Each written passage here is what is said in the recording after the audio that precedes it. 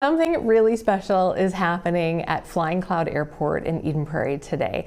They're called Dream Flights, and this is a chance for veterans to take to the skies, often in a vintage aircraft. So we want to just go right out there and meet someone very special. 101-year-old World War II veteran Lester Schrenk and his friend Mike Johnson. Can you hear me, guys? Welcome, welcome. Hi, can you hear me? Yes. Well, thank you so much for joining us. My name is Amy, and Mr. Schrenk, thank you so much for your service. We owe you a great debt, and we'll talk a little bit more about some of the reasons why you've sacrificed so much for us and what you've done. But I really want to understand what's happening today, because this is an exciting day for you. Tell me what you're looking forward to this afternoon.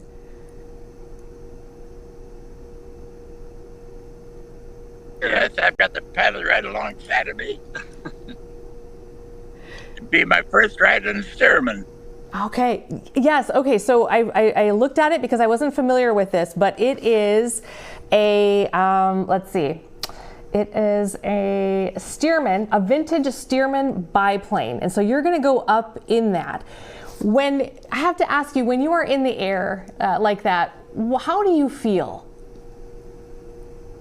I feel very comfortable because I flew combat during World War II, and I loved it. Not the combat part, but training and all that. Combat was something else. Yeah, it just takes you kind of right back to that time.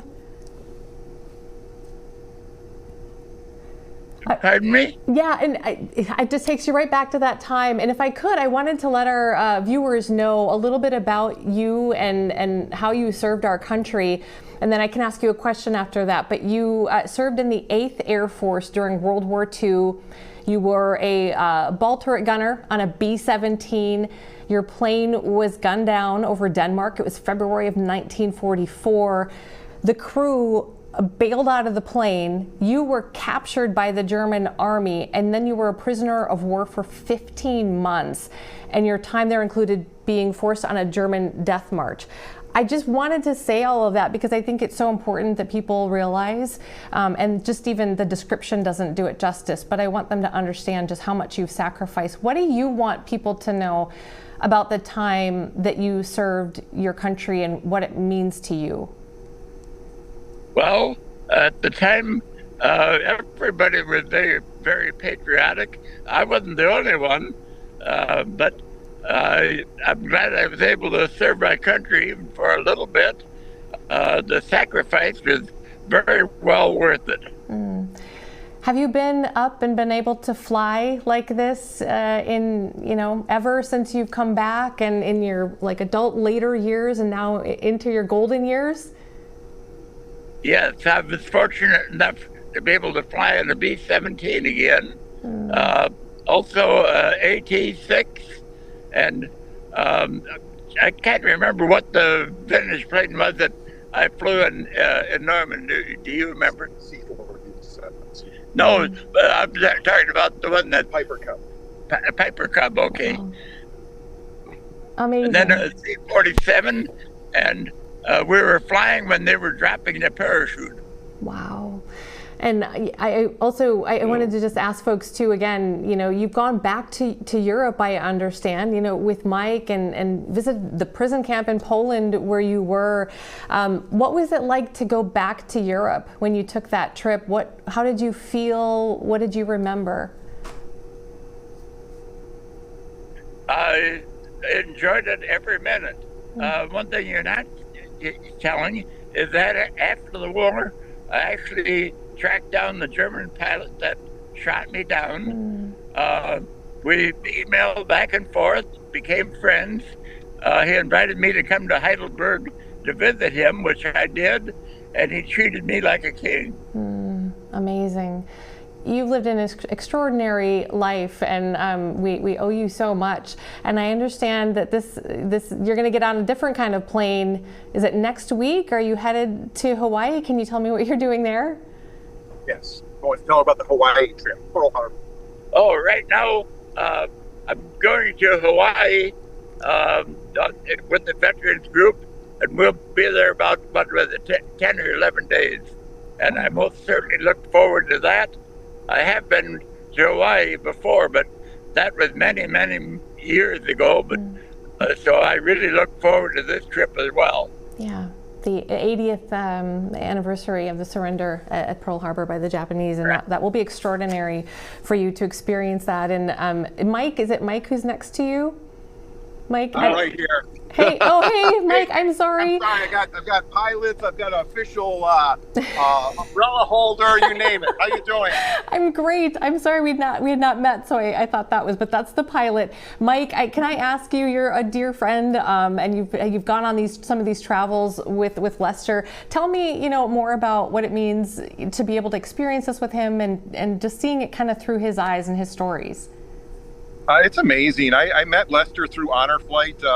I'm retired now, but I give about 30 tours a year in Washington, D.C. for veterans as a volunteer. And that's how I met Lester a number of years ago. He lives in Bloomington.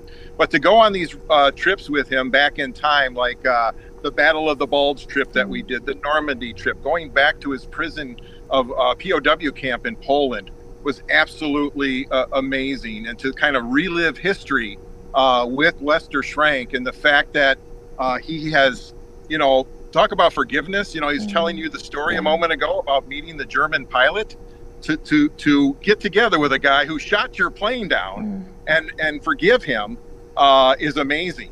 And so that's Lester Schrenk, and we're happy to have him as a fellow Minnesotan. He's got so many stories to tell. And I know your Rob Olson did a story about Lester when he was in when the B-17 plane, which was here in town. Rob did a story about Lester in that plane that he flew in, because he was a ball turret gunner. He had the best view in the plane, right below the belly of the plane. And so although he was too big for the ball turret, he certainly had the best view. Amazing. Amy, I'm right here. Yeah. This is Rob. Oh, hey, Rob. So, yeah. I figure, why don't we have the pilot here running all these flights? How many veterans you're taking, and why you do this? Well, we do this because of Lester, because Lester and his fellow service members, veterans, they sacrificed, they fought for our freedoms, they given us what we have today. And that's pretty special. And so for me to be able to come in with a World War II trainer biplane and be able to take Lester for a flight, and we're going to fly 10 veterans here today. It's just priceless. I don't know how to describe it, except that it's just wonderful to be able to hang out with these wonderful heroes. It's wonderful being treated this way. But I want to make one correction. Everybody says forgiving the German pilot. I wasn't forgiving the German pilot. I was thanking him for not shooting me down. People have to remember, I was trying to kill him just as much as he was trying to kill me. So what are we supposed to do?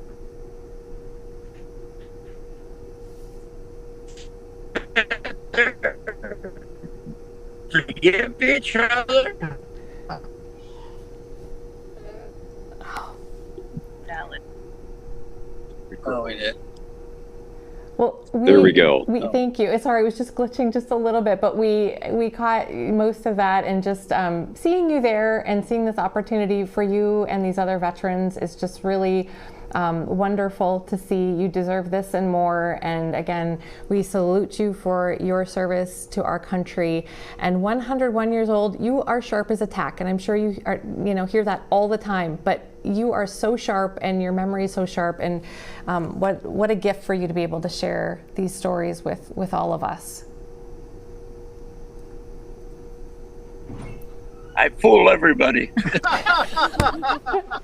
And clearly, sense of humor is what's keeping you young. Lester, thank you so much, sir. We appreciate it. And to our pilot friend, thank you for the work that you're doing as well. And Mike, thank you for letting us know about it. I'm glad we could make this work. And Rob will have much more. Very much. Rob will have much more coming up you, later tonight. Thank you, guys. Take care. Have a great dream flight. Bye. All right. Bye.